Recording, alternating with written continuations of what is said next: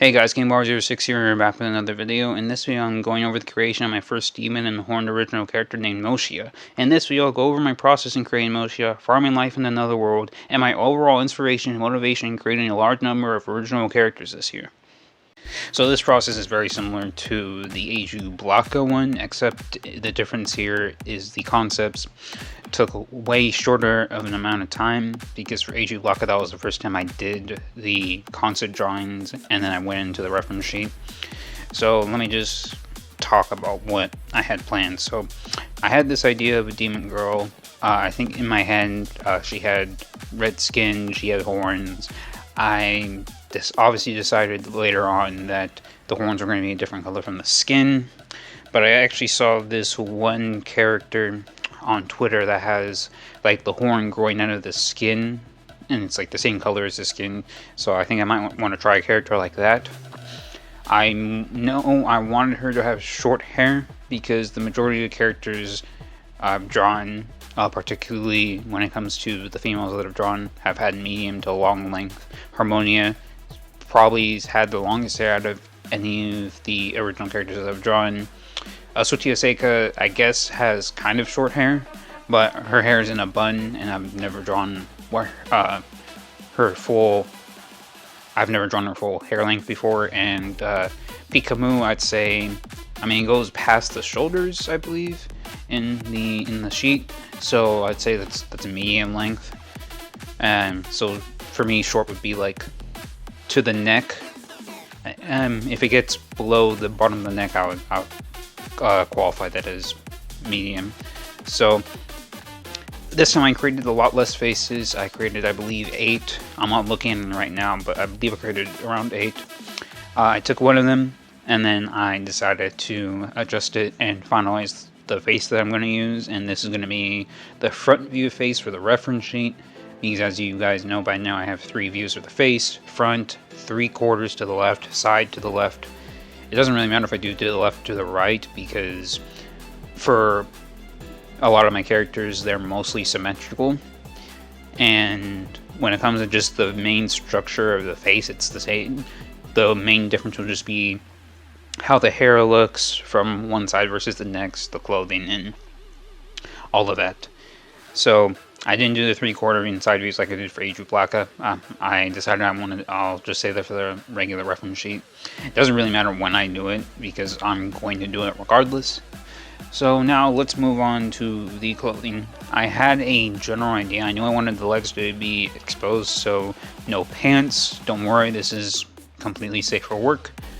Other than that, I just went wild. Since this character isn't human, I also experimented with different colors for the skin, hair, and horns, in combination with the different clothing styles and colors. There is more to experiment with in comparison to when I created Eiju Blaka. I believe I created 8 total, 8 or 10 different combinations, and then I found one that I liked and I adjusted it.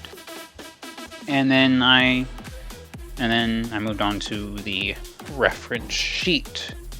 So now we're looking at the reference sheet, and to be honest, this isn't very different from any other reference sheet I've done. I've simply put all the pieces together, got my references to make sure that this comes out as good as it can, and there's really not much else to talk about, because you guys have seen the process of these reference sheets over and over throughout this year, because I have made, including this one, I have made 7, I believe, because I made the random character, I made Harmonia, I made Switia, I made Griff, I made Chucky, I made Pika, I made Eiju Blaka, and then I now made Moshia.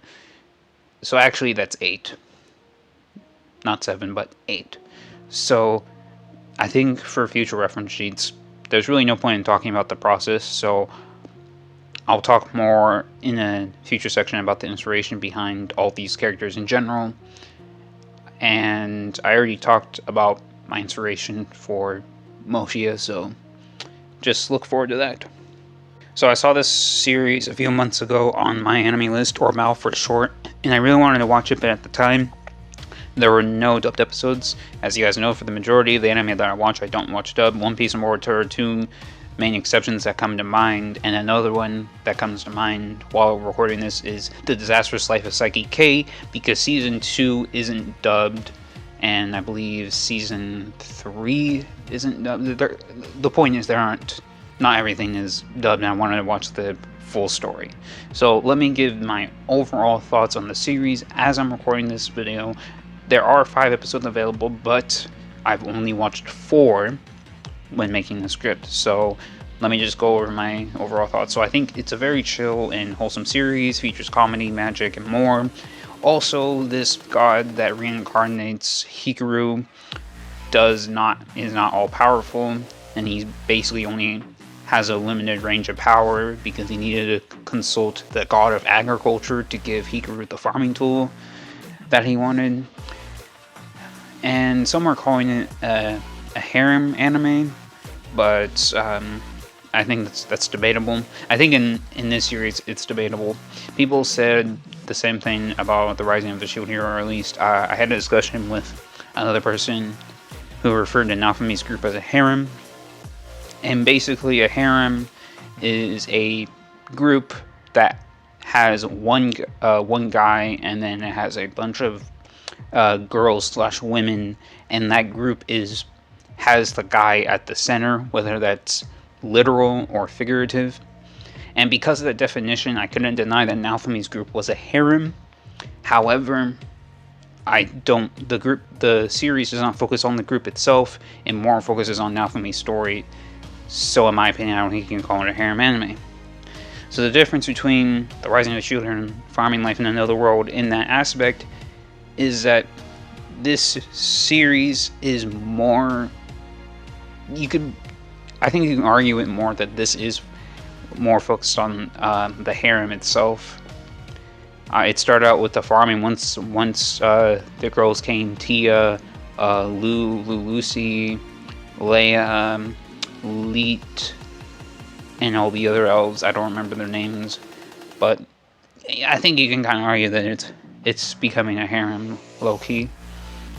So this series is reminding me of Minecraft and other survival games where you kind of grind for stuff by farming stuff, growing stuff, all that type of stuff. And the reason this is fun in a video game versus real life is in real life this is painfully slow. Now, I'm not a farmer, I've never farmed, but yeah, I can't imagine it's like yippee-ki-yay. So, and I've learned a lot about farming methods, construction, and other things because of this series. I don't think the aim of the series is to be educational, but it does teach you a few things that could be due to my lack of knowledge of the world.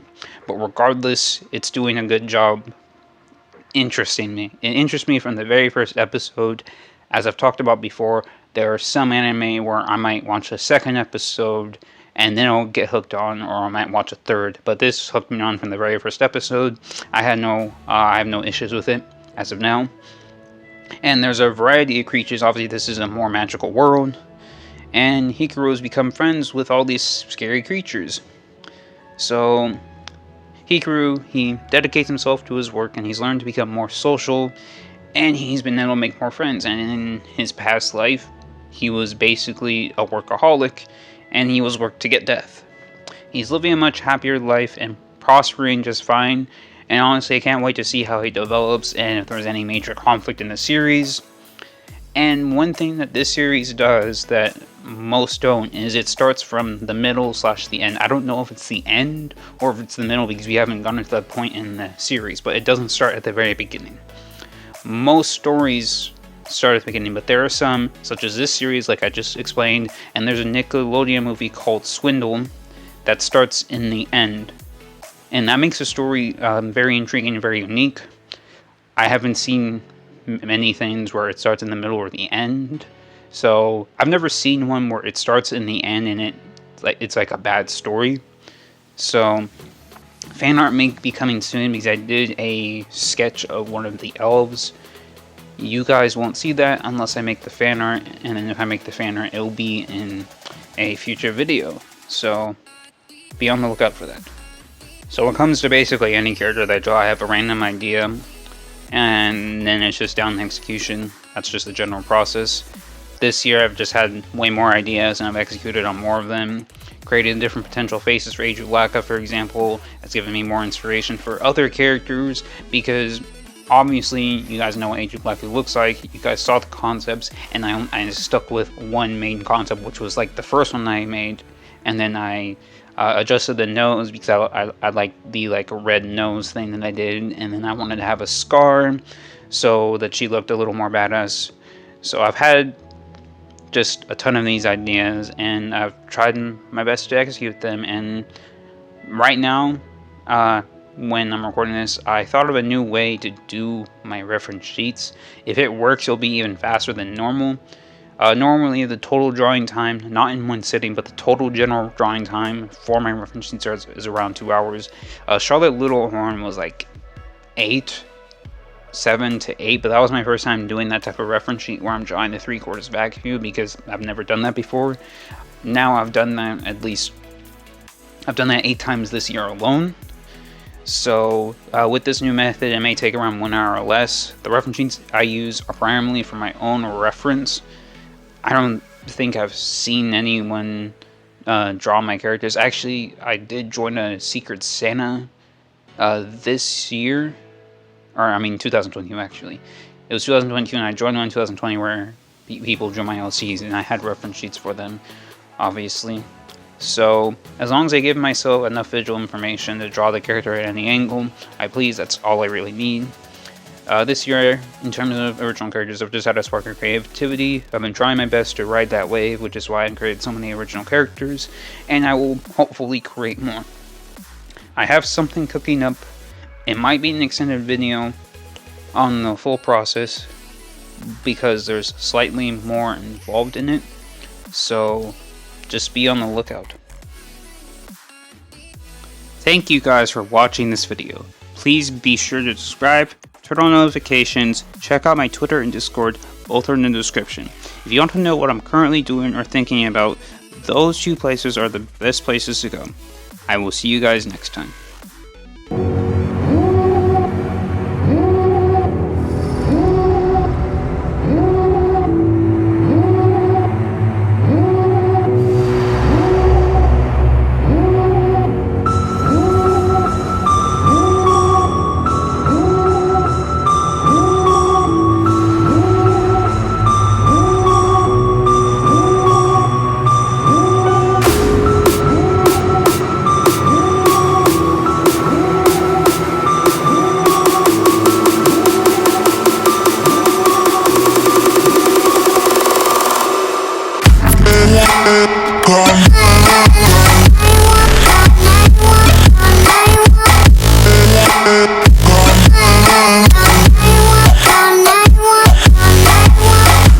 Yeah.